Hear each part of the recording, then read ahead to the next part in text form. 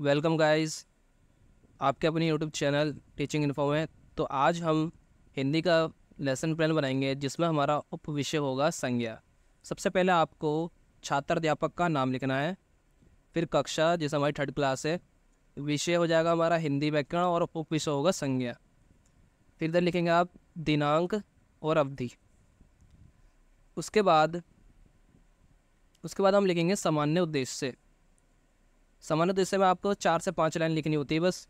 आप इनमें से कोई से भी लिख सकते हैं, जैसे कि छात्रों को हिंदी भाषा की ध्वनियों व उनके अंतर का ज्ञान कराना, छात्रों को शुद्ध उच्चारण एवं शुद्ध वर्तनी का ज्ञान प्रदान करना, छात्रों को भाषा के शुद्ध रूप को पहचानने में समर्थ बनाना, छात्रों में व्याकरण सम्मत भाषा के प्रति आदर एवं सम्मान का करना, भाषा के रूप की रक्षा करना, भाषा के सर्वमान्य व व्याकरण सम्मत रूप की रक्षा करना, छात्रों में मानसिक शक्ति अनुशासन स्थापित करना, छात्रों को विश्लेषण क्षमता का विकास करना। उसके बाद हम लिखेंगे व्यवहारगत उद्देश्य। व्यवहारगत उद्देश्य में आपको वो लिखना होता है कि आप कक्षा में लेसन प्लान डिलीवर कर रहे हो तो उससे बच्चे क्या सीख पाएंगे, वो आपको यहाँ पे लिखना है। जैसे विद्यार्थी संज्ञा के उदाहरण देने में सक्षम होंगे, विद्यार्थी संज्ञा की परिभाषा लिखने में सक्षम होंगे, विद्यार्थी संज्ञा के विभिन्न प्रकारों की तुलना कर सकेंगे, विद्यार्थी संज्ञा के उदाहरण दे सकेंगे। इसके बाद शिक्षण सहायक सामग्री, जिसमें आप चौक, डस्टर, श्यामपट्ट, चार्ट आदि जो भी आपके TLMs होंगे आप वो यहाँ पे लिखेंगे। उसके बाद अब लिखोगे पूर्व ज्ञान। पूर्व ज्ञान में बच्चे बताएंगे, बच्चे से पूछ सकते हैं विद्यार्थी स्थान के नाम वस्तु के बारे में जानते होंगे। उसके बाद प्रस्तावना प्रश्न, जिसमें आप एक कॉलम में छात्र अध्यापक क्रिया और दूसरी तरफ छात्र क्रिया लिखेंगे।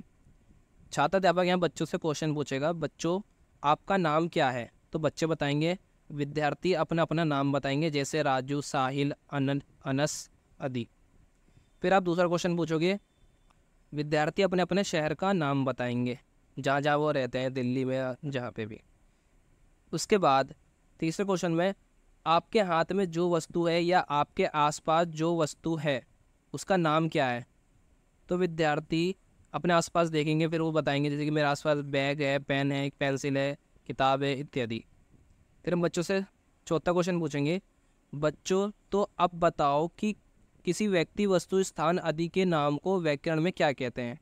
तो बच्चे चुप हो जाएंगे, बच्चों के लिए समस्यात्मक प्रश्न हो जाएगा। उसके बाद फिर आप उद्देश्य कथन में फिर आप बताओगे बच्चों को, बच्चों आज हम लोग संज्ञा के बारे में विस्तृत अध्ययन करेंगे। उसके बाद पाठ प्रस्तुतिकरण, जिसमें आपको 4 कॉलम बनाने हैं। एक तरफ लिखना है शिक्षण बिंदु, फिर छात्र अध्यापक क्रिया, छात्र क्रिया और मूल्यांकन। शिक्षण बिंदु में आप लिखोगे संज्ञा का अर्थ। तो छात्र अध्यापक बच्चों को संज्ञा का अर्थ बताएगा, जैसे संज्ञा 2 शब्दों से मिलकर बना है।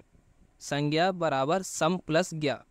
सम का अर्थ होता है भली प्रकार और ज्ञा का अर्थ होता है ज्ञान कराने वाला, अर्थात भली प्रकार से ज्ञान कराने वाले शब्द को। फिर छात्र ध्यानपूर्वक सुनेंगे और मूल्यांकन में संज्ञा कितने शब्दों से मिलकर बना है आप क्वेश्चन पूछ सकते हैं, फिर बच्चे जवाब देंगे, तो इससे आप उनका मूल्यांकन कर सकते हैं। उसके बाद शिक्षण बिंदु में आप लिखोगे संज्ञा की परिभाषा। फिर छात्र अध्यापक क्रिया में परिभाषा बताएंगे आप बच्चों को, किसी व्यक्ति, वस्तु, स्थान के भाव का ज्ञान कराने वाले शब्द को संज्ञा कहते हैं। उदाहरण पुस्तक, कलम, कागज, लड़का, राम, आम, दिल्ली आदि।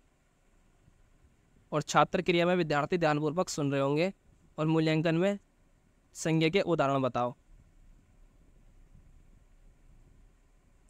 उसके बाद शिक्षण बिंदु में आप लिखोगे तीसरा बिंदु डाल के संज्ञा के प्रकार। संज्ञा के 3 प्रकार होते हैं, जातिवाचक संज्ञा, भाववाचक संज्ञा और व्यक्तिवाचक संज्ञा। जैसा कि आप ये देख सकते हैं, या आप चार्ट के थ्रू भी समझा सकते हैं बच्चों को ये बना के। छात्र अध्यापक क्रिया में विद्यार्थी ध्यानपूर्वक चार्ट को देख रहे हैं तथा सुन रहे हैं। उसके बाद यह है श्यामपट्ट कार्य, जिसमें कक्षा, विषय, उपविषय और दिनांक लिखेंगे आप। यहाँ पर आपको श्यामपट्ट कार्य करना आप देख सकते हैं, जिसमें संज्ञा का अर्थ है, संज्ञा की परिभाषा है, संज्ञा के प्रकार। उसके बाद पुनरावृत्ति प्रश्न, जिसमें आप पूछेंगे संज्ञा किसे कहते हैं, उस संज्ञा का क्या अर्थ होता है। उसके बाद निरीक्षण कार्य, जब बच्चे श्यामपट्ट कार्य कर रहे होंगे तब छात्र, अध्यापक या अध्यापिका उनके कार्यों का निरीक्षण पूरी कक्षा में घूमकर करेगा या करेगी। उसके बाद आप बच्चे को गृह कार्य दोगे। गृह कार्य में संज्ञा की परिभाषा बताओ और संज्ञा के प्रकार का वर्णन करो। तो ये हमारा लेसन पहले पूरा हो गया है।